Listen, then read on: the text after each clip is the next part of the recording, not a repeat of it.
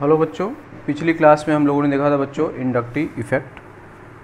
तो inductive effect में हमने देखा था कि बेसिकली हर एक एटम की एक अपनी इलेक्ट्रोनेगेटिविटी होती है कार्बन के रेस्पेक्ट में। अगर वो कार्बन से ज़्यादा इलेक्ट्रोनेगेटिव होता है तो वो इलेक्ट्रॉन कार्बन से खींचता है, तो हम उसको बोलते हैं माइनस आई इफेक्ट। और अगर वो कार्बन से कम इलेक्ट्रोनेगेटिव होता है तो वो इलेक्ट्रॉन डोनेट करता है। तो कार्बन से कम इलेक्ट्रोनेगेटिव एटम कौन से होते हैं?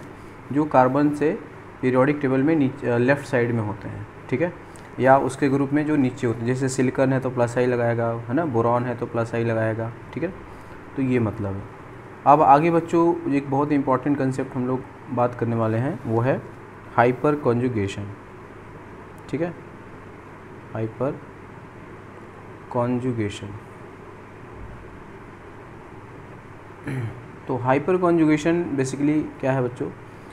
इसको और भी नाम बोलते हैं, इसको बोलते हैं नो बॉन्ड रेजोनेंस कहते हैं, या इसको बोलते हैं बेकर नॉथन इफेक्ट, ठीक है। तो ये तीनों नाम से इसको जाना जाता है। तो बच्चों हाइपर का मतलब है समथिंग एक्स्ट्रा, है ना, समथिंग एक्स्ट्रा ऑर्डिनरी। तो extra ordinary kind of conjugation जो होता है, ठीक है ना, तो उसे हम लोग बोलते हैं हाइपर कॉन्जुगेशन। अब जो हमारे सिलेबस में है बच्चों, जैसे कार्बोकैटायन, है ना, जानते हैं कार्बोकैटायन क्या होता है? कार्बोकैटायन या कार्बोनियम आयन, ठीक है। कार्बोनियम आयन क्या होता है? कार्बन पे जो प्लस चार्ज होता है उसको हम लोग कार्बोकैटायन कहते हैं, ठीक है ना, ये कार्बोकैटायन है। दूसरा होता है फ्री रेडिकल, है ना, यहाँ पे ऑड इलेक्ट्रॉन होता है, इसको क्या बोलते हैं? Free radical. और तीसरा होता है बच्चों अल्कीन, ठीक है। ये तो ये जो तीनों हैं, ठीक है ना, कार्बोकैटायन, फ्री रेडिकल और एल्कीन, इनकी स्टेबिलिटी चेक करने के लिए हाइपर कॉन्जुगेशन का यूज करते हैं। पहला बेसिक बात जो आपको समझनी है, कार्बोकैटायन, ठीक है ना, फ्री रेडिकल और अल्कीन की स्टेबिलिटी को गवर्न करने के लिए क्या होता है? Hyper conjugation. Hyper conjugation acidic strength basic strength में भी आता है ना, वहाँ पे भी आएगा, ठीक है ना। तो इनकी स्टेबिलिटी चेक करने के लिए ये क्या होता है? स्टेबिलिटी चेक करने के लिए क्या यूज करते हैं? हाइपर कॉन्जुगेशन, ठीक है बच्चों। और बाकी जगह एसिडिक एंड बेसिक स्ट्रेंथ में भी क्या होगा? हाइपर कॉन्जुगेशन यूज होगा,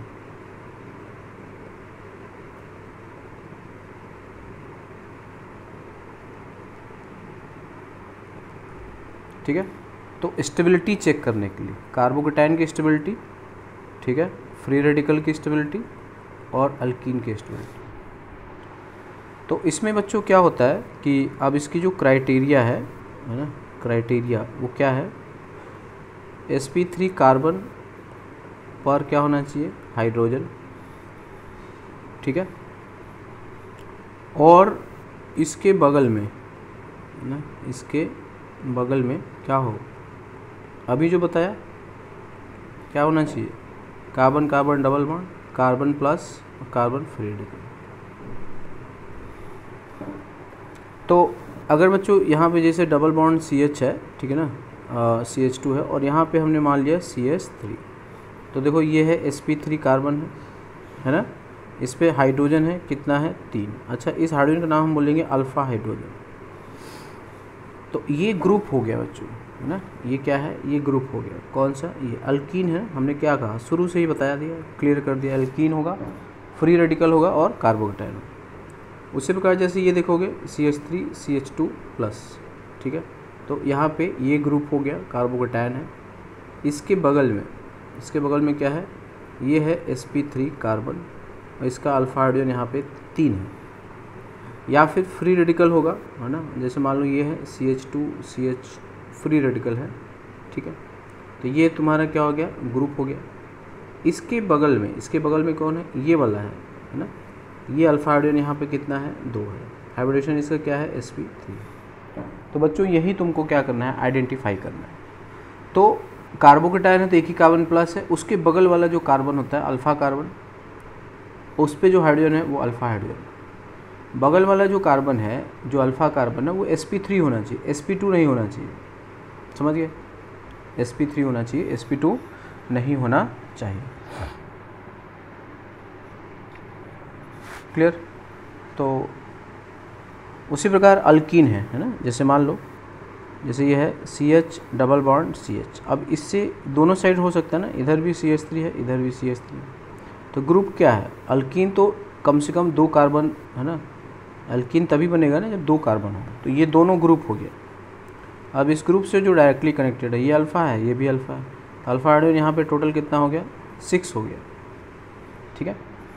उसी प्रकार जैसे यहाँ पर है CH3, यहाँ पे प्लस लगा दिए, ठीक है ना, यहाँ पे CH3 है, यहाँ पे क्या है CH2 CH3। अब देखो ग्रुप कौन है, ग्रुप तो ये है, ठीक है, ये है। तो यहाँ पे अल्फा हाइड्रोजन, अल्फा कार्बन कितना है, 3 है, और अल्फा हाइड्रोजन कितना है, 8 है बच्चों, है ना। यहाँ पे 3 है, यहाँ भी 3 है, और यहाँ पर 2 है। उसी प्रकार फ्री रेडिकल है ना, यहाँ पे है CH2 CH3, यहाँ पे है CH डबल बॉन्ड CH2, यहाँ पे है CH3। देखो ये sp3 है, ये भी क्या है sp3 है, ये क्या है sp2 है। तो हमें sp2 वाले को तो देखना ही नहीं है, ठीक है। तो ये अल्फ़ा होगा, ये हम यही 2 अल्फ़ा मानेंगे। यहाँ पे वैसे अल्फ़ा तो 3 है, बट अल्फ़ा हाइड्रोजन जो sp3 वाला है वो कितने हैं बोलो, वो है 5। ठीक है। तो इस तरह से हम चेक कर सकते हैं, ठीक है। तो चलो देख लेते हैं, पहले तो कुछ एग्जांपल बनाते हैं, है ना। Find alpha hydrogen in the following. ठीक है। तो जैसे मान लो ये है डबल बॉन्ड है, ठीक है।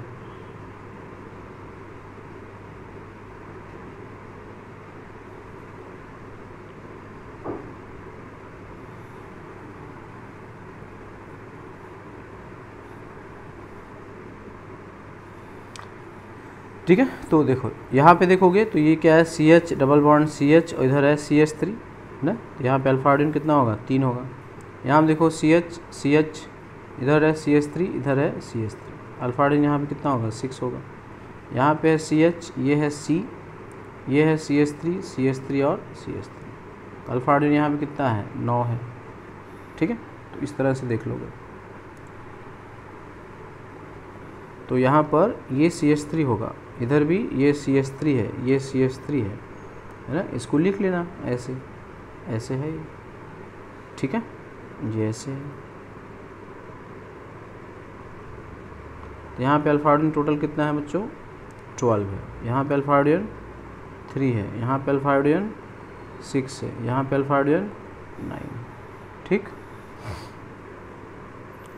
और भी ले सकते हैं, जैसे मान लो ऐसे हमने ले लिया,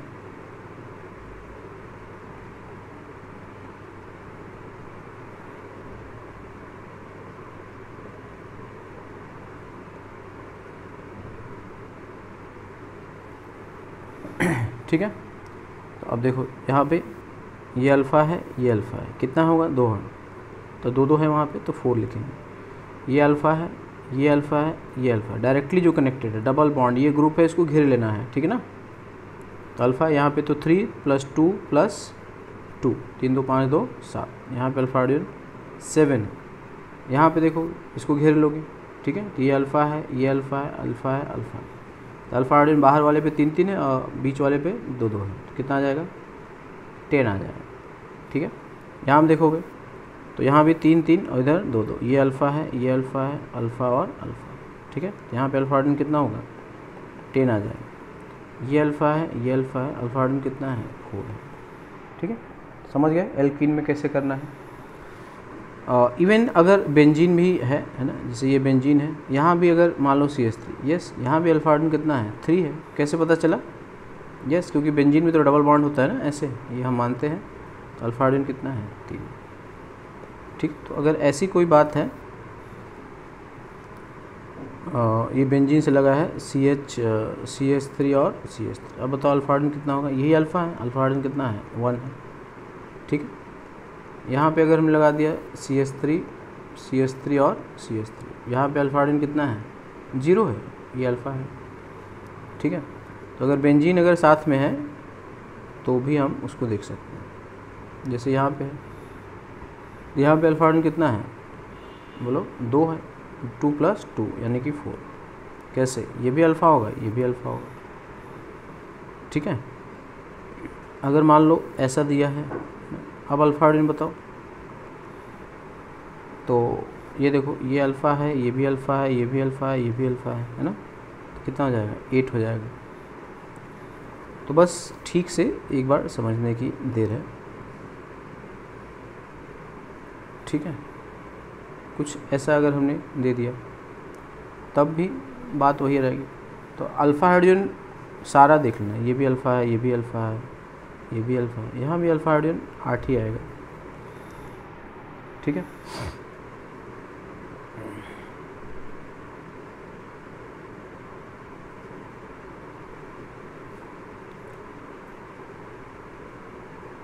ठीक है, यहाँ पे अल्फा हाइड्रोजन कितना होगा, सिर्फ 2 होगा, ये अल्फ़ा है, ये अल्फ़ा, एक है वहाँ।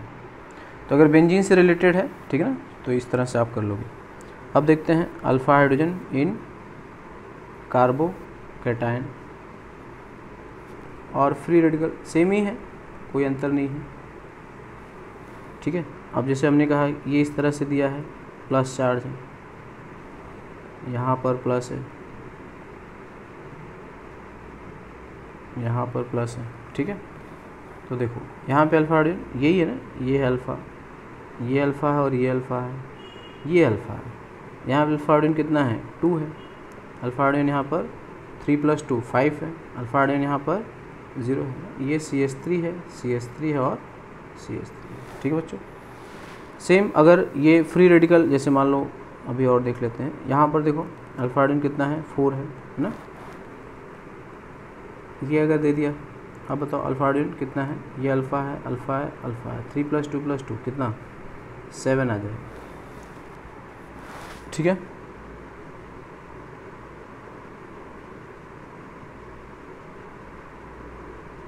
यहाँ पे अल्फ़ा हाइड्रोजन कितना आएगा 0 आ जाएगा,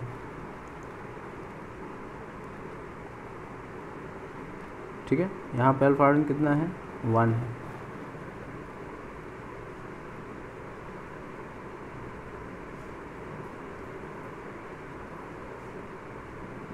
ठीक है। यहाँ पे अल्फ़ा हाइड्रोजन कितना है, दिस एंड दिस डायरेक्टली जो अटैच्ड है, ठीक है, कितना है 6 है, ठीक है बच्चों। अब अगर हम यहीं पे फ्री रेडिकल लेने लगे, ठीक है, फ्री रेडिकल यहाँ भी वही है, अल्फ़ा हाइड्रोजन 4 होगा, ये अल्फ़ा है, ये अल्फ़ा है, ठीक है। उसी प्रकार से यहाँ पे ये है, अल्फ़ा हाइड्रोजन कितना है 7 आ जाएगा, है, ये अल्फ़ा है, अल्फ़ा अल्फ़ा, ठीक है बच्चों। तो अल्फ़ा हाइड्रोजन हम कर सकते हैं, तो यही आपको सीखना है। तो हाइपर कॉन्जुगेशन क्या है, अभी तो हमने बस ये देखा कि हाइपर कॉन्जुगेशन जो है उसमें बेसिकली क्या है, कहाँ पे अप्लाई करना है। तो हाइपर कॉन्जुगेशन को हम लोग बोलते हैं नो बॉन्ड रेजोनेंस या बेकर-नॉर्थन इफेक्ट। कहाँ पे होगा बच्चों, ये कार्बोकैटायन में होगा, कार्बोनियम आयन में होगा, ठीक है ना, और फ्री रेडिकल में होगा, ठीक है। इनकी स्टेबिलिटी को चेक करने के लिए हम हाइपर कॉन्जुगेशन का कंसेप्ट यूज करते हैं, ठीक है। और एसिडिक और बेसिक स्ट्रेंथ में भी हम इसको देखेंगे और बाद में देखेंगे कि कैसे है। तो इसके लिए क्राइटेरिया क्या है कि sp3 कार्बन पर हाइड्रोजन और उसके बगल में ये होने चाहिए, डबल बॉन्ड या पॉजिटिव चार्ज या ये, ठीक है। तो डबल बॉन्ड जब एल्कीन होगा तो एल्कीन के दोनों कार्बन से कार्बन कनेक्टेड देखेंगे, जो डायरेक्टली कनेक्ट है। कार्बोकैटायन होगा तो एक ही कार्बन प्लस होगा तो उससे जो डायरेक्टली कनेक्टेड है, ठीक है। और अगर फ्री रेडिकल है सेम चीज़ होगा, ठीक है। तो ये अभी तक हमने ये सीखा कि हाउ टू कैलकुलेट, है ना, अल्फ़ा हाइड्रोजन। अब देखो बच्चों ये जेई एडवांस जो होता है ना, जेई एडवांस 2011 में आया हुआ है, ठीक है ना। ये केवल इतना पूछा था इसमें कितने अल्फ़ा हाइड्रोजन है ना, बहुत आसान आ जाता है, ये इंटीजर टाइप था ये, ठीक है बच्चों। तो कई बार ऑर्गेनिक में बिल्कुल लड्डू है ना टाइप के क्वेश्चन आते हैं जो सीधे आपको देख करके आंसर बन जाते हैं। तो ये देखो, ये sp3 है, ये sp3 है, ये भी sp3, बस ये सब अल्फ़ा अल्फ़ा और अल्फ़ा। तो अल्फ़ा हाइड्रोजन कितना हो गया, 3 + 3, ठीक है ना, 6 + 7, 7 अल्फ़ा हाइड्रोजन, बस हो गया, ख़त्म कहानी। तो अब देखो बच्चों, इसमें क्या होता है कि greater number of alpha hydrogen greater will be hyper conjugating structure. ठीक है बच्चों, जितने greater number of alpha hydrogen greater will be hyper conjugating structure and greater will B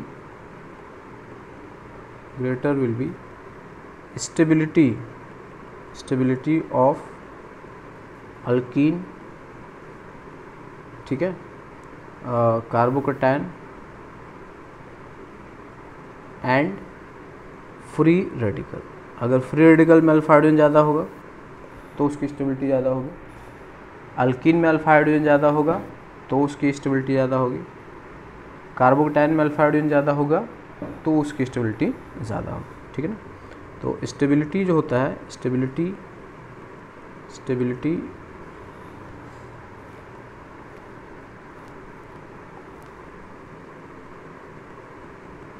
stability बढ़ता है अगर अल्फा हाइड्रोजन बढ़ता है, किसके रिस्पेक्ट में, for carbocation, free radical and alkene. ठीक है, तो वो तो हमने देख ही लिया। अब बच्चों हाइपर कॉन्जुगेटिंग स्ट्रक्चर बनाते कैसे, वैसे ये आपको कभी बनाने के लिए नहीं आएगा, लेकिन एक बार हम लोग देख सकते हैं। तो देखो इसमें क्या होता है कि हाइपर कॉन्जुगेशन, पहली बात और कुछ बातें समझें। हाइपर कॉन्जुगेशन जो होता है स्ट्रॉन्गर इफेक्ट होता है, stronger effect than inductive effect, but weaker than resonance. ठीक है, इन हाइपर कॉन्जुगेशन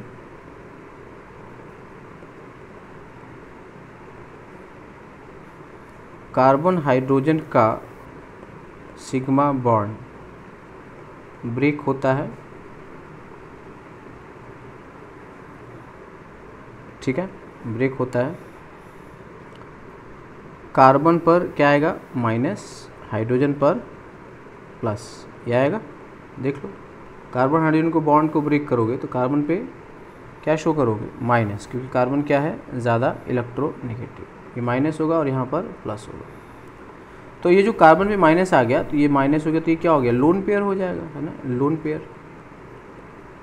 ठीक है, तो कार्बन पर माइनस लोन पेयर होगा, बनेगा,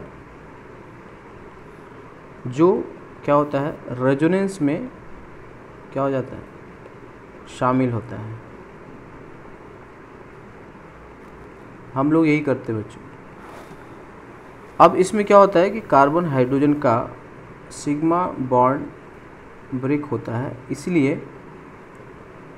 इसलिए ये उतना आसान नहीं हुआ, इसलिए थोड़ा डिफ़िकल्ट होता है, इसलिए थोड़ा क्या है, डिफ़िकल्ट, और इसी वजह से ठीक है ना, ये वीकर इफेक्ट है,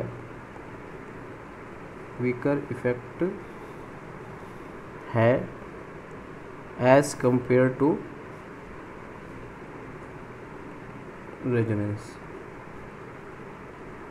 ठीक है ना। फॉर एग्जांपल जैसे देखो, ये है CH डबल बॉन्ड CH2, अब यहाँ मैंने CH3 लगाया है। ठीक है, तो इसमें देखो क्या है ना बच्चों, पहली बात ये समझ लेना कि रेजोनेंस है, हाइपर कॉन्जुगेशन है, इनका फ़ायदा जो होता है वो मॉलिक्यूल को स्टेबलाइज करने के लिए होता है। केवल एंटी एरोमेटिसिटी में रेजोनेंस का नेगेटिव इफेक्ट है, अदरवाइज रेजोनेंस से हमेशा फ़ायदा होता है। है ना, मॉलिक्यूल को ओवरऑल स्टेबिलिटी मिलती है। जब वो एंटी एरोमेटिक होता है तभी वो अनस्टेबल होता है, लेकिन जब वो एरोमेटिक है या एरोमेटिक नहीं भी है तब भी रेजोनेंस से हमेशा स्टेबिलिटी मिलता है। अब बच्चों ये जो डबल बॉन्ड होता है ना, ये जो डबल बॉन्ड होता है ये बड़ा ही कह सकते हैं कि बहुत कंफर्ट में नहीं बनता है ना। यहाँ पे क्या होता है, ऑर्बिटल बेंड होता है, ठीक है ना, ऑर्बिटल बेंड होता है, और इससे क्या होता है, इससे यहाँ पे स्ट्रेन डेवलप होता है, स्ट्रेन डेवलप, इसलिए रिलेटिवली लेस स्टेबल होता है, रिलेटिवली लेस स्टेबल। कौन? एल्कीन। एल्कीन जो होते हैं वो लेस स्टेबल होते हैं as compare to alkane. Most stable क्या है हाइड्रोकार्बन में? अल्केन है, ठीक है। तो एल्केन जो होते हैं मोस्ट स्टेबल है, अल्कीन जो है काफ़ी ज़्यादा अनस्टेबल है एज़ कम्पेयर टू अल्केन, ठीक है ना। तो एल्कीन की रिएक्टिविटी बहुत ज़्यादा होती है। तो एल्कीन में क्या होता है कि जो ये जो पी ऑर्बिटल है, अगर इनको बॉन्ड है ना, पी ऑर्बिटल क्या होता है, नेचुरल रहेगा तो परपेंडिकुलर, अब इनको बॉन्ड बनाया तो इसको झुकना पड़ेगा, तो बेंड होना पड़ेगा। तो बेंड होगा तो इसमें क्या होगा, एनर्जी जो होगा इसकी बढ़ जाएगी, है ना। जैसे आपको चीज़ों को ज़मीन से उठा के ऊपर रखना है तो बार बार आपको बेंड होना पड़ेगा, होना पड़ेगा, होना पड़ेगा, होना पड़ेगा, ठीक है। तो आपके बॉडी में, आपकी है ना बैकबोन में क्या होगा, स्ट्रेन डेवलप होना शुरू हो जाएगा, ठीक है। तो जितनी बार आप बेंड होंगे, जितनी बार आप नीचे ऊपर करते रहेंगे, तो सेम यही होता है कि अल्कीन में क्या होता है, ऑर्बिटल स्ट्रेन होता है, ठीक है ना। इस वजह से अल्कीन जो होता है लेस स्टेबल होता है। तो अब देखो बच्चों, इसमें हमने क्या कहा, यहाँ पे हमने लिखा है कि कार्बन हाइड्रोजन का सिग्मा बॉन्ड है ना, इसमें क्या करते हैं, in hyper conjunction carbon hydrogen का सिग्मा बॉन्ड ब्रेक होता है। तो ब्रेक करोगे तो कार्बन पे नेगेटिव आएगा और हाइड्रोजन पे पॉजिटिव आएगा, इलेक्ट्रॉनिक है ना, इलेक्ट्रोनेगेटिविटी डिफरेंस के हिसाब से। तो यहाँ पे हमने क्या किया, देखो यही है, ये तुम्हारा क्या हो गया, ये ग्रुप हो गया, है ना। तो इस ग्रुप एल्कीन में दोनों कार्बन ग्रुप होते हैं, ठीक है ना, ये ग्रुप है। तो इसके बगल में जो है ये अल्फ़ा है। तो हम क्या करेंगे, हाइपर कंजुगेशन बनाने के लिए, ठीक है ना, हम क्या करेंगे कि ये जो है इस बॉन्ड को तोड़ देंगे। तो तोड़ेंगे तो यहाँ पे क्या आएगा, यहाँ पर प्लस आ जाएगा, यहाँ माइनस आ जाएगा, CH डबल बॉन्ड CH2। अब देखो यहाँ पे double bond, single bond, lone pair हो गया। अब इसको घुमा दो, यही है बच्चों हाइपर कंजुगेटिंग स्ट्रक्चर। तो यहाँ पे क्या है कि हमने क्या किया, हमने इसका एक हाइड्रोजन है ना, इसके पास टोटल 3 हाइड्रोजन था, एक हाइड्रोजन हमने तोड़ा, ठीक है, इसको हमने ब्रेक कर दिया। ब्रेक किया तो यहाँ पर हाइड्रोजन पे प्लस आ जाएगा, प्लस आया, इसमें माइनस आ गया, ये माइनस आया, इसके साथ रेजोनेंस में है, ये शामिल है, ठीक है। तो यहाँ पे कोई बॉन्ड नहीं है, इसीलिए इसका नाम क्या है, नो बॉन्ड, बॉन्ड ख़त्म, उसके बाद रेजोनेंस, क्लियर। तो नो बॉन्ड रेजोनेंस, इसीलिए इसका दूसरा नाम है, ठीक है बच्चों। अब इसमें कितने थे अल्फा हाइड्रोजन, यहाँ पे कितने हैं, 3 है। तो इसका मतलब हम इस हाइड्रोजन के साथ कर सकते हैं, इसमें जो 2 हाइड्रोजन उनके साथ भी वही कर सकते हैं। तो टोटल इसके हाइपर कंजुगेटिंग स्ट्रक्चर कितने बनेंगे, 3 बनेंगे। तो जितने नंबर ऑफ क्या होंगे बच्चों, अल्फा हाइड्रोजन होंगे, उतने ही नंबर ऑफ क्या बनेंगे, हाइपर कंजुगेटिंग स्ट्रक्चर्स, क्लियर, समझ गए। तो greater number of alpha hydrogen greater will be hyper conjugating structure. जितना वहाँ पे अल्फा हाइड्रोजन होगा उतना ही वहाँ पे क्या होगा बच्चों, हाइपर कंजुगेटिंग स्ट्रक्चर होगा, ठीक है। अब अगर ये कार्बोकेटायन होता, जैसे यहाँ पे CH2 प्लस है, ठीक है, तो वही क्या करोगे, इसके हाइड्रोजन को ब्रेक कर दो, क्या कर दोगे, CH2 यहाँ पे H प्लस, ये माइनस, यही तो अल्फ़ा था, यहाँ पे क्या है CH2 प्लस। अब देखो तो इससे क्या हो गया, कार्बन का ऑक्टेट पूरा हो गया, है ना, जो कि बहुत अच्छी बात है, ठीक है। तो उसी प्रकार अगर ये फ्री रेडिकल होगा, ठीक है, तब भी क्या करोगे, कार्बन हाइड्रोजन वाला बॉन्ड तोड़ दोगे, इसको H फ्री रेडिकल बना लोगे, CH2 फ्री रेडिकल और CH2 फ्री रेडिकल, अभी आपस में बॉन्ड बना लेंगे, H फ्री रेडिकल हो जाएगा, ठीक है ना, CH2 डबल बॉन्ड CH2, समझ गए। तो इस तरह से हम किसी का भी बना सकते हैं, ठीक है बच्चों। अब इसमें जैसे एक बार मैं फिर आपको बता देता हूँ, ठीक है, ये ऐसे है। तो इसका जब हाइपर कंजुगेटिंग स्ट्रक्चर पहली बार बनाओगे तो ऐसे इसको लिखोगे HCH H प्लस, ठीक है ना, डबल बॉन्ड CH और CH2 माइनस, ठीक है, क्योंकि हमने मान लो ये हाइड्रोजन नंबर 1 है, ये 2 है और ये 3 है। उसी तरह यही काम इसके लिए भी हो सकता है, इधर H प्लस हो सकता है, CH, ठीक है, डबल बॉन्ड CH और CH2 माइनस। उसी प्रकार नीचे वाले के लिए भी हो सकता है HCH H plus double bond CH और CH2 माइनस। समझ गए? तो हम 3 हाइपर कॉन्जुगेटिंग स्ट्रक्चर ये बना लिए, है ना। पहले हाइड्रोजन को तोड़ा, H प्लस बनाया, माइनस आया, डबल वो बना लिया, दूसरे को तोड़ा, तीसरे को तोड़ा, इस तरह से बना लिया। तो अगर इसका हम रेजोनेंस हाइब्रिड बनाएंगे तो कैसे बनाओगे, है ना। इसका अगर रेजोनेंस हाइब्रिड बनाओगे तो ये जो है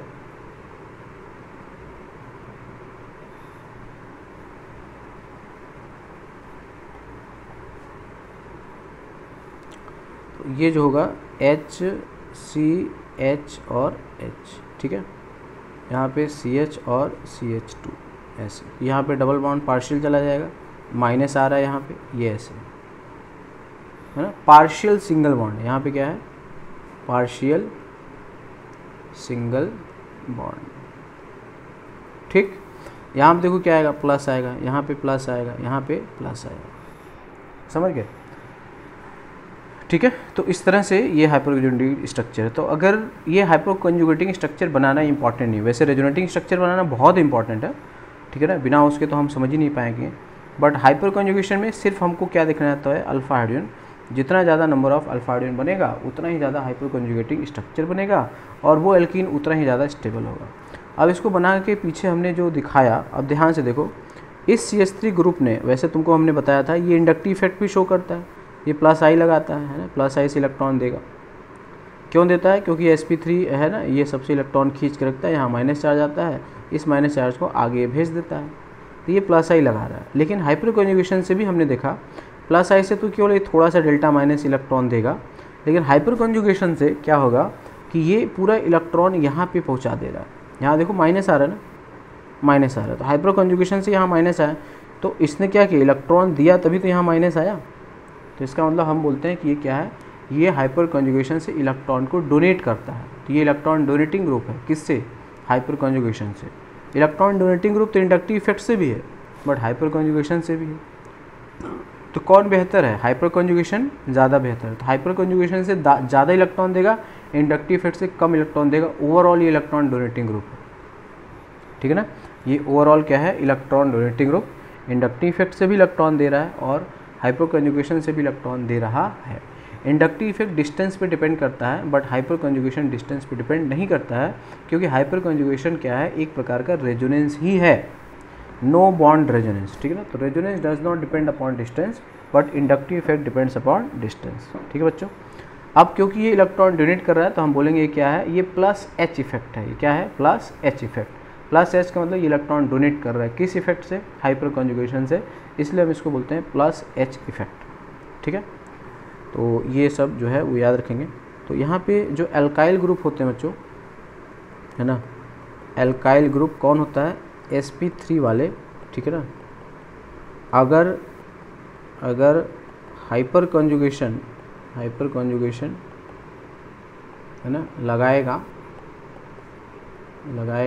तो इलेक्ट्रॉन क्या करते हैं, डोनेट करते हैं, इलेक्ट्रॉन डोनेट करते हैं,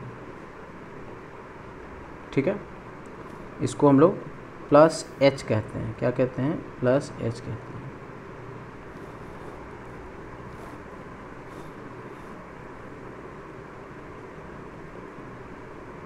प्लस H, ठीक है। तो अब जैसे मान लो बेंजीन पे तुमने लगा दिया CH3, है ना, तो अब देखो ये है ना, तो कैसे बनाओगे हाइपर कॉन्जुगेशन, बोलो, यहाँ पे H, एक हाइड्रोजन को तोड़ लो, यहाँ प्लस यहाँ माइनस। अब देखो तो ये क्या करेगा, ये यहाँ पे इलेक्ट्रॉन डोनेट किया, कहाँ पे गया, अब तो तुमको वही बनाना है ना, रेजोनेटिंग स्ट्रक्चर बनाना है, CH H और यहाँ पे H प्लस और यहाँ पे माइनस। हाइपर कॉन्जुगेशन से तुम क्या देखते हो, ऑर्थो पोजीशन में नेगेटिव आ गया, अगली बार कहाँ आएगा, बोलो, पैरा पोजीशन पे नेगेटिव आ जाएगा। हाइपर कॉन्जुगेशन से इलेक्ट्रॉन ये दे रहा है, कहाँ पे दे रहा है, ऑर्थो पे दे रहा है, और कहाँ पे दे रहा है, पैरा पोजीशन पे दे रहा है, ठीक है। ये फिर से तो यहाँ पे ये क्या कर रहा है कि जो CH3 है बेंजीन से डायरेक्टली अटैच्ड होगा, डायरेक्टली अटैच्ड होगा तो इलेक्ट्रॉन डोनेट करता है, ठीक है, दोनों ऑर्थो पर और पैरा पोजीशन पर।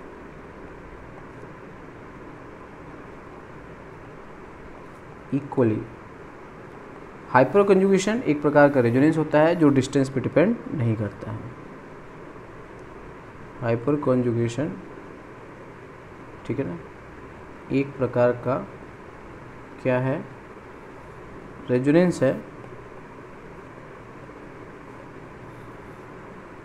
होता है जो डिस्टेंस पर डिपेंड नहीं करता है। तो तुम देख सकते हो कि ये जो CH3 है ये क्या कर रहा है बच्चों, ये इलेक्ट्रॉन डोनेट कर रहा है ना, इसने इलेक्ट्रॉन डोनेट किया कैसे, प्लस आई इफेक्ट से, वो तो रहेगा ही, बता चुके हैं, और प्लस H इफेक्ट से, किससे, प्लस H इफेक्ट से, प्लस आई और प्लस H, प्लस H से इसने क्या दिया, ऑर्थो और पैरा पे ज़्यादा इलेक्ट्रॉन दिया। तो अब तुम्हें पता है प्लस आई मैक्सिमम कहाँ पे होगा, मैक्सिमम पास पर होता है, पास पर, ठीक है।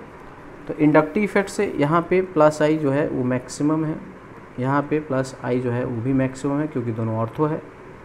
यहाँ पे प्लस आई है ना मॉडरेट है, यहाँ पे भी प्लस आई मॉडरेट है मतलब मीडियम है, यहाँ पे प्लस आई मिनिमम है, लगभग 0 है। बट हाइपर कॉन्जुगेशन से अगर देखोगे तो हाइपर कॉन्जुगेशन से क्या होगा, ठीक है ना, यहाँ पे प्लस H लग रहा है, यहाँ पे प्लस H लग रहा है और सब जगह बराबर लग रहा है, सब जगह बराबर, सब जगह बराबर, इक्वल है, कोई किसी से कम या ज़्यादा नहीं है। अब ज़रा इनको क्लब कर लो, है ना, ये फर्स्ट है और ये सेकेंड है। तो तुम देखोगे कि फर्स्ट पे प्लस H लग रहा है, प्लस आई भी लग रहा है, प्लस आई मैक्सिमम है। है ना, फर्स्ट के दोनों ऑर्थो को अगर हम बात करें कि यहाँ पे तो दोनों पे इंडक्टिव इफेक्ट लग रहा है, मैक्सिमम लग रहा है, दोनों पे बराबर लगे, इंडक्टिव इफेक्ट दोनों का बराबर है, मैक्सिमम है ना। सबसे बढ़िया इफेक्ट रेजोनेंस होता है, फिर हाइपरकंजुगेशन, फिर इंडक्टिव इफेक्ट, याद रखेंगे बच्चों। सबसे अच्छा इफेक्ट कौन है, रेजोनेंस, उसके बाद हाइपरकंजुगेशन, उसके बाद इंडक्टिव इफेक्ट, ठीक है। तो फर्स्ट में तुमने देखा कि ऑर्थो पे प्लस आई मैक्सिमम है, हाइपर कंजुगेशन इक्वल होता है, हाइपर कंजुगेशन कम ज़्यादा नहीं होता है, हाइपर कंजुगेशन डिपेंड नहीं करता है डिस्टेंस पे, जबकि इंडक्टिव इफेक्ट सबसे कम पैरा पे है, मीडियम जो है मेटा पे है और मैक्सिमम जो है ऑर्थो पे है, ठीक है। तो इसका मतलब हमने क्या देखा कि अगर बेंजीन पे ये ग्रुप लगा है CH3, यहाँ पे प्लस आई मैक्सिमम है, प्लस H है, यहाँ पे ओनली प्लस आई है, यहाँ पे प्लस H है, प्लस आई 0 है। अभी हमने तुमसे कहा कि ऑर्थो पर हाइपर कंजुगेशन लग रहा है, पैरा पे भी हाइपर कंजुगेशन लग रहा है। इन दोनों हाइपर कंजुगेशन में कौन ज़्यादा है, कोई भी ज़्यादा नहीं है, क्योंकि हाइपर कंजुगेशन डिस्टेंस पे डिपेंड नहीं करता है। तो ये प्लस H में तो बराबर है, तो कौन लीड कर गया, बोलो, ये वाला। तो सबसे ज़्यादा इलेक्ट्रॉन कहाँ दिया CH3 ने, सबसे ज़्यादा इलेक्ट्रॉन दिया इसने ऑर्थो पर, ठीक है। अब यहाँ पे इंडक्टिव इफेक्ट केवल लग रहा है, इंडक्टिव इफेक्ट, यहाँ पे हाइपर कंजुगेशन नहीं लग रहा है, क्योंकि हमने स्ट्रक्चर बना के देखोगे तो माइनस चार्ज कहाँ पे आया, या तो ऑर्थो पे आया है या फिर पैरा पे आया है, ठीक है। तो CH3 ने जो इलेक्ट्रॉन दिया वो हाइपर कंजुगेशन से ऑर्थो पे दिया और पैरा पे दिया, दोनों क्या हैं, ये बराबर है। पैरा पोजीशन पे इंडक्टिव इफेक्ट मिनिमम है, इसलिए सबसे ज़्यादा इलेक्ट्रॉन कहाँ पे बढ़ गया, ऑर्थो पर, ठीक है। यहाँ पे इलेक्ट्रॉन डेंसिटी, इलेक्ट्रॉन है ना, आने का ऑर्डर सबसे ज़्यादा कहाँ पे है, आया ऑर्थो पर। उसके बाद कहाँ पे है, क्या मेटा और पैरा को कंपेयर कर सकते हैं, यस कर सकते हैं। इंडक्टिव इफेक्ट वीक होता है ना, तो मेटा और पैरा पे हाइपर कंजुगेशन है, मेटा पे हाइपर कंजुगेशन नहीं है, इसीलिए पैरा वाला क्या हो जाएगा, बेटर हो जाएगा, ये पैरा पोजीशन। उसके बाद फिर क्या होगा बच्चों, मेटा होगा। तो CH3 ग्रुप जो है वो इलेक्ट्रॉन डोनेटिंग है। कहाँ पे इलेक्ट्रॉन डोनेट कर रहा है? ऑर्थो पे सबसे ज़्यादा, उसके बाद पैरा पे, और सबसे कम कहाँ पे? मेटा पोजीशन पे। ठीक है, समझ गए? तो ये बेहद इम्पॉर्टेंट है बच्चों। जब तक ये नहीं समझेंगे, जैसे मान लो अगर NO2 ग्रुप होता तो NO2 ग्रुप में क्या होता है? ऐसे हम लोग बनाते हैं ना, है ना, ऐसे हम बनाते हैं। तो NO2 ने क्या किया? इलेक्ट्रॉन को खींचता है। कैसे? कहाँ से खींचा? ऑर्थो और पैरा से। ठीक है ना? किस इफेक्ट से? रेजोनेंस से। और हमने बताया था कि जो NO2 होता है इसका -R इफेक्ट मैक्सिमम होता है। ठीक है ना? तो यहाँ पे जो है देख सकते हो कि NO2 नाइट्रोबेंजीन का अगर हम रेजोनेटिंग स्ट्रक्चर बनाते हैं तो हमें क्या समझ में आता है कि ये जो है इलेक्ट्रॉन को खींच रहा होता है ऑर्थो से और पैरा से। ठीक है? किस इफेक्ट से? तो ऑर्थो पे लग रहा है -R, यहाँ भी लग रहा है -R, यहाँ पे लग रहा है -I मैक्सिमम है, यहाँ पे -I ओनली है। ठीक है? अब समझ लो कि सबसे ज़्यादा है ना NO2 ने सबसे ज़्यादा कहाँ से इलेक्ट्रॉन खींचा? सबसे ज़्यादा इलेक्ट्रॉन खींचा कहाँ से? बोलो। ऑर्थो से, उसके बाद ऑर्थो से, उसके बाद पैरा से, उसके बाद मेटा से। ठीक है? क्योंकि रेजोनेंस जो होता है इंडक्टिव इफेक्ट से क्या करता है बच्चों? डोमिनेट करता है। तो जहाँ पे रेजोनेंस का इफेक्ट होगा, ठीक है ना, जहाँ पे रेजोनेंस का इफेक्ट होगा, ठीक है ना, वो वैल्यू ज़्यादा होगी। तो ये बातें बहुत इंपॉर्टेंट है, क्योंकि जब हम लोग acidic strength, basic strength check करेंगे तो हमको यही देखना पड़ेगा कि कहाँ से इलेक्ट्रॉन खींचा गया है या कहाँ पे इलेक्ट्रॉन दिया गया है। अगर इलेक्ट्रॉन खींचने वाला ग्रुप होता है तो वो एसिडिक स्ट्रेंथ को बढ़ाता है, इलेक्ट्रॉन देने वाला ग्रुप होता है तो वो बेसिक स्ट्रेंथ को बढ़ाता है, उल्टा होता है। तो जो फैक्टर एसिडिक स्ट्रेंथ के लिए होता है उसका अपोजिट फैक्टर बेसिक स्ट्रेंथ के लिए होता है। तो electron withdrawing group acidic strength बढ़ाता है, electron withdrawing group basic strength घटाता है। Electron donating group acidic strength घटाता है, electron donating group basic strength बढ़ाता है। तो हमको यही पूछा जाता है कि एसिडिक स्ट्रेंथ का ऑर्डर क्या है, बेसिक स्ट्रेंथ का ऑर्डर क्या है, ठीक है ना, स्टेबिलिटी का ऑर्डर क्या है। ये तीन तो बिल्कुल लॉजिकल, हमेशा 1 से 2 क्वेश्चन मिनिमम आते ही आते हैं। मिनिमम 1 से 2 क्वेश्चन, एसिडिक स्ट्रेंथ का ऑर्डर, बेसिक स्ट्रेंथ का ऑर्डर, स्टेबिलिटी का ऑर्डर। उसके बाद फिर हम इसका एप्लीकेशन करेंगे रिएक्शन मैकेनिज्म में कि कोई भी जो रीजेंट है वो कहाँ पे अटैक करेगा। अगर रीजेंट को इलेक्ट्रॉन ज़रूरत होगी तो वो ऐसी जगह ढूंढेगा जहाँ पे इलेक्ट्रॉन होगा। तो हमें फिर से यहीं पे आना पड़ेगा कि कौन सा ग्रुप कहाँ पे इलेक्ट्रॉन दे रहा है। तो ये एक्सट्रीमली इम्पॉर्टेंट है कि हम ये बिल्कुल अच्छे से क्लियर कर जाएं कि कौन सा ग्रुप क्या कर रहा है। अगर वो इलेक्ट्रॉन डोनेटिंग है तो उसके क्या कॉन्सिक्वेंसेज होंगे, उसके क्या परिणाम होंगे।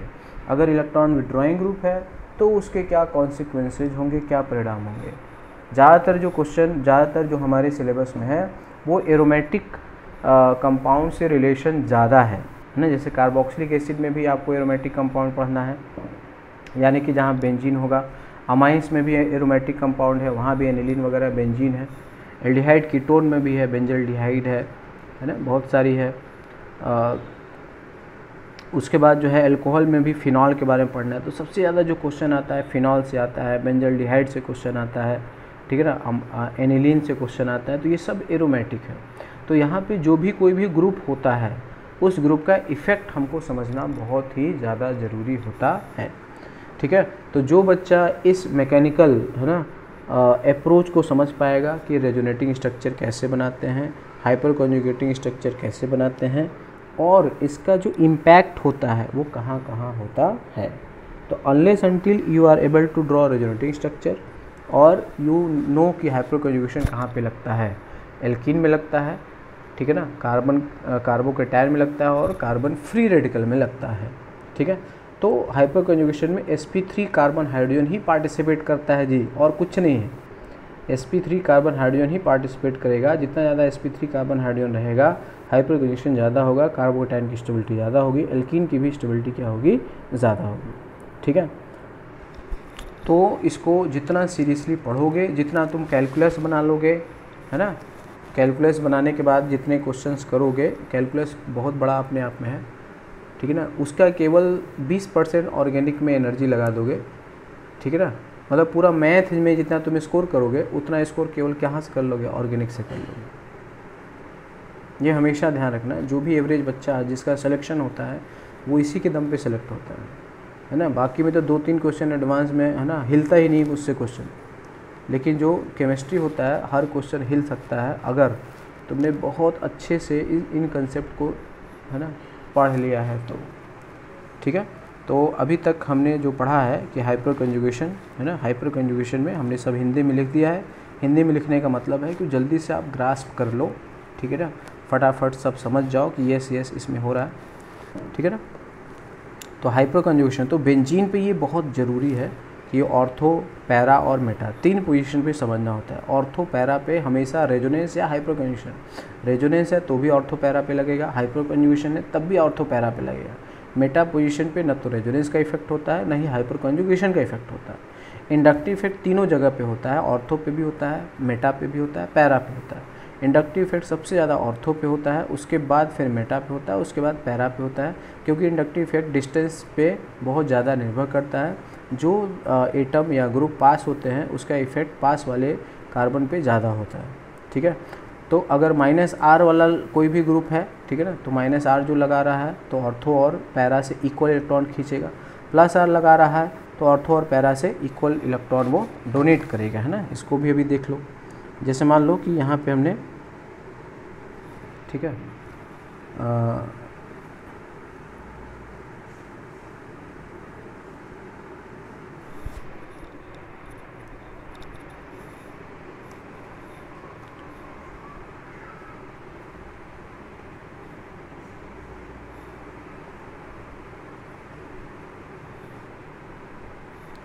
ठीक है। अब जैसे मान लो कि यहाँ पे हम फिनॉल की बात करते हैं, फिनॉल है OH, अब OH के पास देखो लोन पेयर है तो ये लोन पेयर डोनेट करेगा ऐसे। तुरंत एक्सपर्ट बनना पड़ेगा स्ट्रक्चर खींचने के लिए, जितनी प्रैक्टिस कर सको। तो इसने देखो OH ने इलेक्ट्रॉन कहाँ प्रोवाइड किया, माइनस कहाँ आया, ऑर्थो पे आया, ठीक है ना। उसके बाद कहाँ पे आया, पैरा पे आ गया, ठीक है, ऐसे। उसके बाद फिर कहाँ पे आया, फिर से ऑर्थो पे आ गया।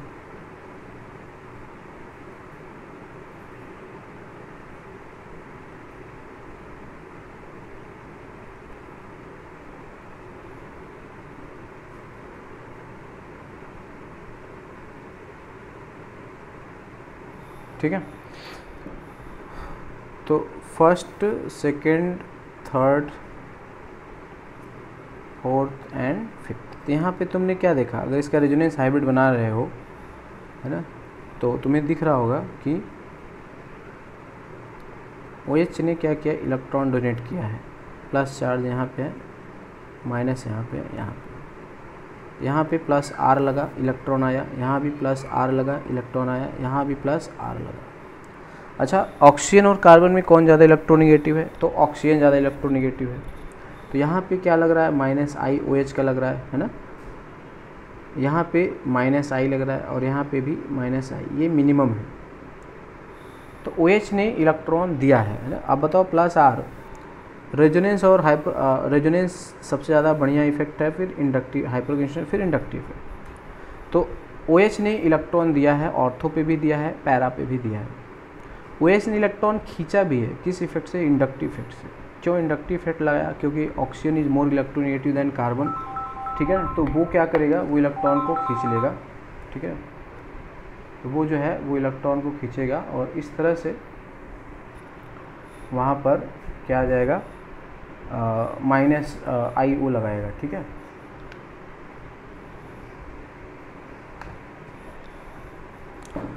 तो अब तुम देख सकते हो कि यहाँ पे -I जो है वो मैक्सिमम है ना। तो मान लो +R से मान लो ये 10 इलेक्ट्रॉन यहाँ दिया, यहाँ से मान लो 100 इलेक्ट्रॉन दिया, और यहाँ से मान लो ये 10 इलेक्ट्रॉन लिया, है ना। यहाँ से कितना लिया, मान लो 5 इलेक्ट्रॉन लिया, ठीक है। मान लो यहाँ से कितना लिया, 1 इलेक्ट्रॉन लिया, ये समझ में आया। Inductive effect decreases sharply with distance. तो 100 इलेक्ट्रॉन तो रेजोनेंस से दिया, है ना। तो फाइनली कितना उसने दे दिया, है ना। तो ये +R है, मान लो 100 इलेक्ट्रॉन दिया। अच्छा, यहाँ पे रेजोनेंस इक्वल रहता है क्या, यस, यहाँ भी 100 इलेक्ट्रॉन आया, यहाँ पे 100 इलेक्ट्रॉन दिया गया है और 1 इलेक्ट्रॉन खींचा गया, तो यहाँ पे 99 इलेक्ट्रॉन दिया गया। यहाँ पे 100 इलेक्ट्रॉन दिया गया है, 10 इलेक्ट्रॉन खींचा गया, तो यहाँ पे 90 इलेक्ट्रॉन दिया गया। यहाँ पे केवल 5 इलेक्ट्रॉन खींचा गया है, तो यहाँ से मेटा से इलेक्ट्रॉन खींच लिया, लेकिन ऑर्थो और पैरा पे इलेक्ट्रॉन दे दिया। लेकिन सबसे ज़्यादा इलेक्ट्रॉन कहाँ पे दिया? पैरा पे। तो पैरा फिर ऑर्थो फिर मेटा। ये क्या है? इलेक्ट्रॉन डेंसिटी का ऑर्डर। सबसे ज़्यादा इलेक्ट्रॉन का जो डेंसिटी है, ठीक है ना, वो कहाँ पे है? ऑर्थो पे है। ठीक है, तो रेजोनेंस इक्वल होता है, इसलिए हमने दोनों में 100-100 मान लिया। इंडक्टिव इफेक्ट डिस्टेंस का फंक्शन होता है। इंडक्टिव इफेक्ट एटम की इनहेरेंट प्रॉपर्टी है, एटम है तो इंडक्टिव इफेक्ट लगेगा। रेजोनेंस के लिए कॉन्जुगेशन होना ज़रूरी होता है, समझ गए? तो बच्चों ये वीडियो एक्सट्रीमली इंपॉर्टेंट है। अगर आप इसकी बातों के अच्छे से ग्रास्पिंग कर लेते हैं तो आगे आपको कोई भी प्रॉब्लम नहीं आएगी। Now come back to hyperconjugation. Again हम बात करते हैं, तो हाइपर कॉन्जुगेशन में हमने देखा, ठीक है ना, कि ये जो होता है इसमें कार्बन हाइड्रोजन का क्या सिग्मा बॉन्ड, ठीक है ना, ब्रेक कर, ठीक है ना, रेजोनेंस में पार्टिसिपेट करता है, रेजोनेंस में पार्टिसिपेट करता है। इसलिए वीक इफेक्ट होता है, क्योंकि सिग्मा बॉन्ड तोड़ना कोई मजाक नहीं है। ठीक है, तो ये कहाँ पे अप्लाई होता है? कार्बन इसका और इसकी स्टेबिलिटी को क्या करता है? चेक करता है, स्टेबिलिटी को डिसाइड करता है ना, डिसाइड करता है। तो अल्फ़ा हाइड्रोजन अगर ज़्यादा होगा तो स्टेबिलिटी जो होगा, स्टेबिलिटी है ना, अल्कीन की, फ्री रेडिकल की, कार्बोटैन की ज़्यादा होगा। क्लियर? बस इतना आपको समझना है और कुछ भी नहीं समझना है। अब ये जो भी हैं, जैसे CH3 ग्रुप है या फिर CH3 CH2 ग्रुप है, ठीक है ना, तो ये सब जो होते हैं ये प्लस I लगाते हैं, प्लस H लगाते हैं। ठीक है, अच्छा, इसमें एक होता है रिवर्स हाइपर कॉन्जुगेशन, है ना, रिवर्स हाइपर कॉन्जुगेशन, जिसको हम लोग क्या बोलते हैं? -H कहते हैं, है ना। रिवर्स हाइपर कॉन्जुगेशन को -H कहते हैं। तो यहाँ पे जो रिवर्स हाइपर कॉन्जुगेशन है वो जो होगा CCl3 है ना, CCl3 या CBr3, इन दोनों में ज़्यादा है। तो जैसे मान लो बच्चों, अगर हमने बेंजीन से CCl3 को जोड़ दिया, ठीक है, यहाँ भी देखो कार्बन हाइड्रोजन की जगह हैलोजन आ गया। तो कार्बन हाइड्रोजन के बॉन्ड को कैसे तोड़ते थे? इलेक्ट्रोनेगेटिविटी के आधार पे। तो कार्बन हाइड्रोजन में कौन ज़्यादा इलेक्ट्रोनेगेटिव है? कार्बन है। कार्बन हैलोजन में कौन ज़्यादा इलेक्ट्रोनेगेटिव है? बोलो। हैलोजन है, तो यहाँ पे माइनस आएगा और यहाँ पर प्लस आ जाएगा। ठीक है, ऐसा। तो अब देख लो, ये होगा ना, तो ये रिवर्स हाइपर कॉन्जुगेशन, मतलब हाइपर कॉन्जुगेशन रिवर्स ऑर्डर में गया, रिवर्स डायरेक्शन में गया, इसलिए इसका नाम है रिवर्स हाइपर कॉन्जुगेशन। यहाँ पे देखोगे तो प्लस आ जाएगा। ये इलेक्ट्रॉन खींचने वाला ग्रुप हो गया, तो ये -H इसको बोल देंगे। ये इलेक्ट्रॉन विड्रॉइंग है, ठीक है ना, हाइपर कॉन्जुगेशन की वजह से। तो ये क्या कर रहा है? वो इलेक्ट्रॉन को खींच रहा है हाइपर कॉन्जुगेशन से। कहाँ से खींच रहा है? ऑर्थो और पैरा पोजीशन से। ठीक है,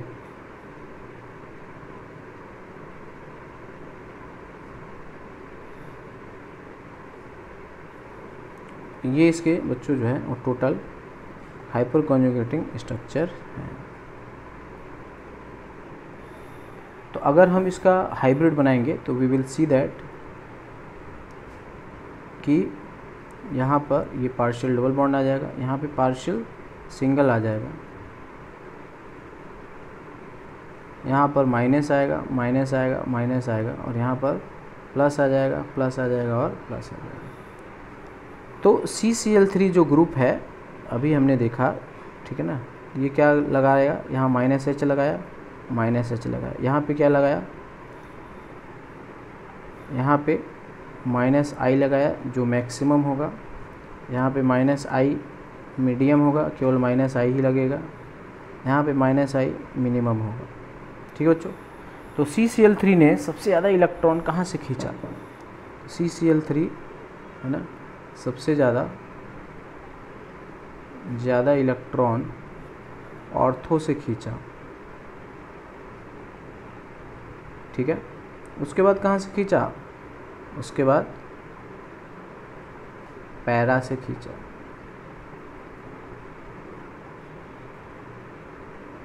समझ गए ना, क्योंकि हाइपरकन्जुगेशन डोमिनेट ओवर इंडक्टिव इफेक्ट, तो ये ध्यान रखोगे, ठीक है बच्चों। तो इसमें हमने यही सीखा है, कोई भी ग्रुप लगा लोगे, है ना, जैसे यहाँ पे हमने लगा दिया, जैसे है NH3+, ठीक है बच्चों। अब कई बच्चे क्या करते हैं, NH3+ का रेजोनेटिंग स्ट्रक्चर ऐसे बना लेंगे। तो बच्चों ये ध्यान रखना, ये रेजोनेटिंग स्ट्रक्चर अगर आपने, है ना, ऐसे घुमा दिया कि इलेक्ट्रॉन को प्लस की तरफ घुमा दे, ये बहुत बहुत इम्पॉर्टेंट है कि एनिलीनियम आयन में अगर आपने ऐसा बना लिया तो क्या ये बात जो है, क्या ये चीज़ सही है?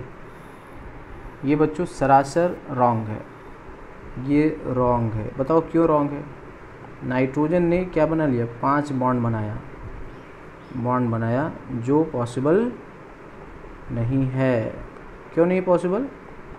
क्योंकि नाइट्रोजन के वैलेंस शेल में 4 ही ऑर्बिटल होते हैं, इसलिए गलत है। तो NH3+ जो होता है ये स्ट्रॉन्ग -I लगाता है। क्या लगाता है? स्ट्रॉन्ग -I, ठीक है। तो ये ऑर्थो है, ये मेटा है और ये पैरा है। तो सबसे ज़्यादा इलेक्ट्रॉन कहाँ से गया? इलेक्ट्रॉन कहाँ से सबसे ज़्यादा खींचा? कहाँ से खींचा? सबसे ज़्यादा ऑर्थो से, उसके बाद मेटा से, उसके बाद पैरा से। तो बच्चों यही इसमें रिकॉग्नाइज करना है कि कौन सा ग्रुप क्या करता है ना। ये अगर आपने रिकॉग्नाइज कर लिया है तो आगे आने वाले प्रॉब्लम्स जो है आपके लिए बड़े ही मज़ेदार और इंटरेस्टिंग होंगे। अब बच्चों देखो ये COH लगा दो, तो COH क्या लगाता है? -R और -I। अब -R कहाँ से लगाएगा, है ना। -R के लिए कैसे बताया था? स्ट्रक्चर लिख लोगे, यहाँ पे डबल बॉन्ड है ना, मल्टीपल बॉन्ड होना चाहिए। तो -R यहाँ पे लगेगा। कहाँ पे लगता है? रेजोनेंस कहाँ लगता है बच्चों? ऑर्थो पे लगता है। और कहाँ लगता है? पैरा पे। -R। ये दोनों बराबर होगा कि डिफरेंट होगा? बराबर होगा। और यहाँ से क्या लगेगा? -I तो मैक्सिमम लगेगा, है ना। यहाँ पे -I मीडियम लगेगा, ठीक है। यहाँ से -I मिनिमम होगा, 0 होगा। तो COH जो है इलेक्ट्रॉन कहाँ से खींचा? सबसे ज़्यादा कहाँ से खींचा? सबसे ज़्यादा खींचा है ऑर्थो से। उसके बाद कहाँ से? पैरा से। उसके बाद कहाँ से? मेटा से, है ना। रेजोनेंस डिस्टेंस पे डिपेंड नहीं करता है। ऑर्थो पैरा का रेजोनेंस इक्वल होगा, इंडक्टिव इफेक्ट अलग अलग होगा, ठीक है। समझ गए बच्चों? उसी प्रकार से यहाँ पे हमने NH2 लगा दिया। अब बताओ NH2 क्या करेगा? NH2 ये करेगा, इलेक्ट्रॉन डोनेट करेगा, लोन पेयर है ना। कहाँ पे डोनेट करेगा? ऑर्थो पे। कौन सा इफेक्ट है ये? प्लस है, यहाँ भी प्लस है।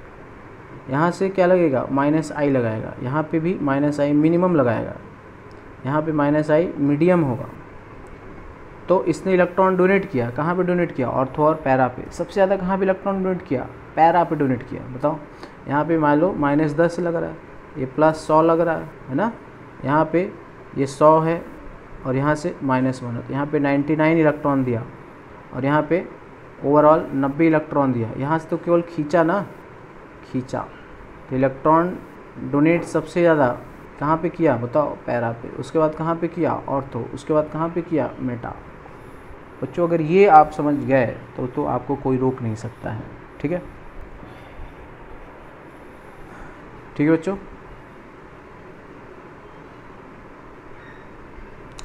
उसी प्रकार यहाँ पे और ग्रुप लगा दिया।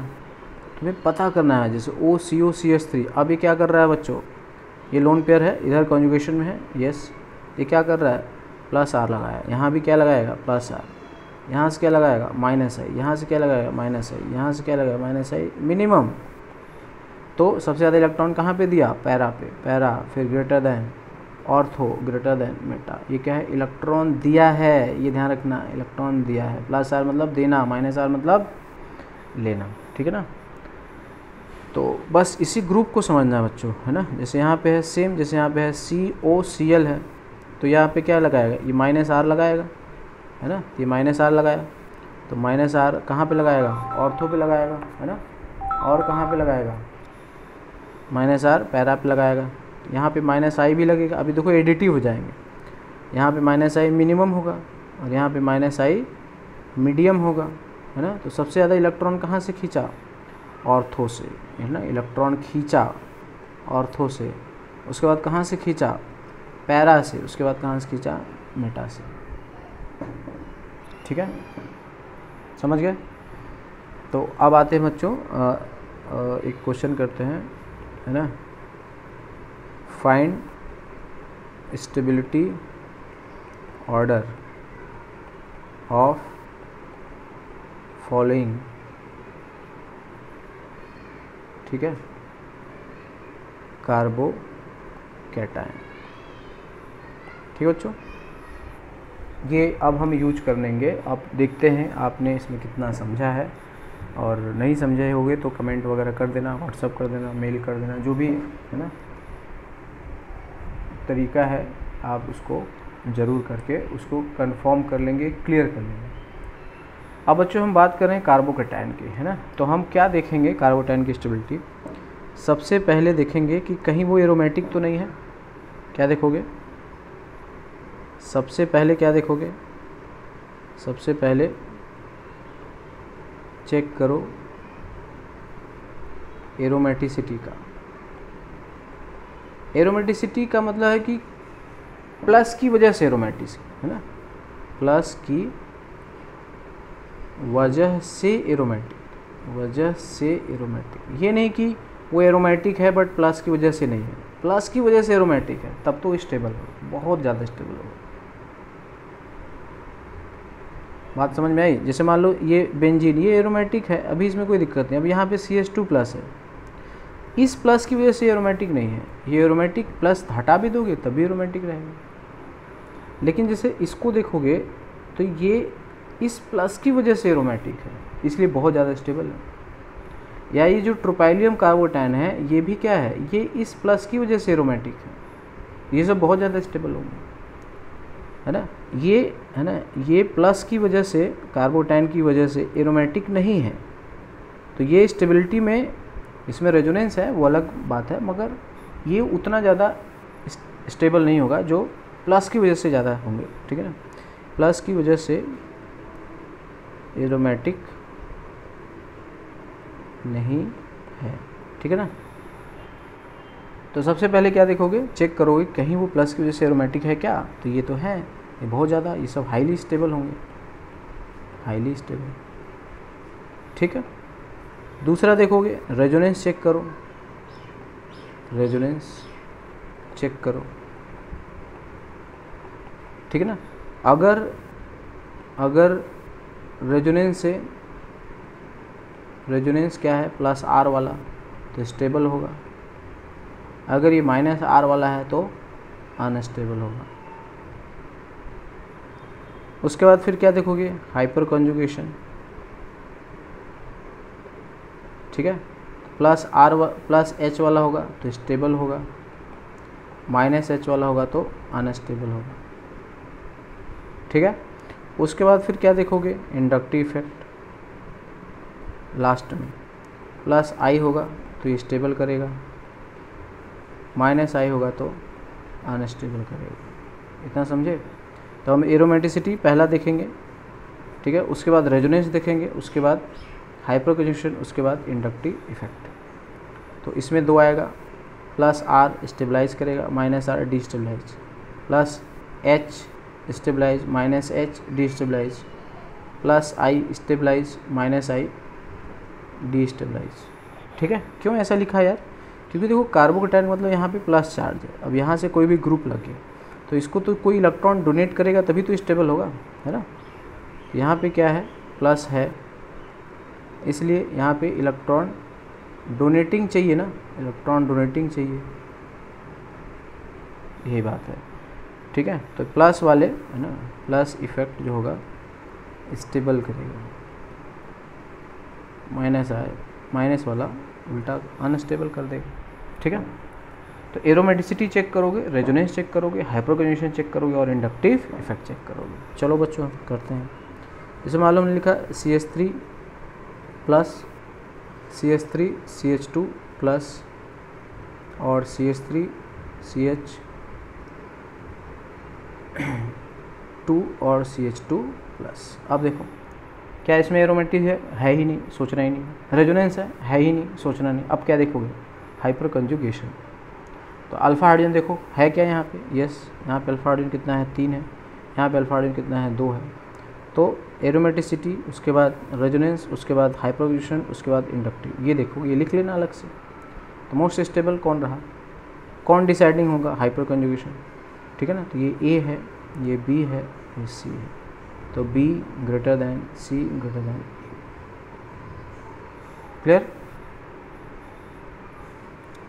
अगला देखो CH3 plus CD3 plus CT3 plus, ठीक है बच्चों।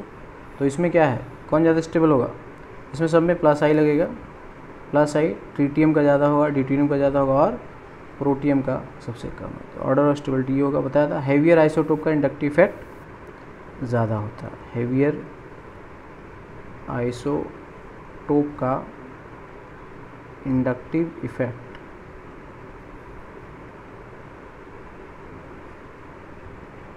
ज़्यादा होता, ठीक है बच्चों। ठीक है बच्चों, तो बाकी के examples we will cover in next video.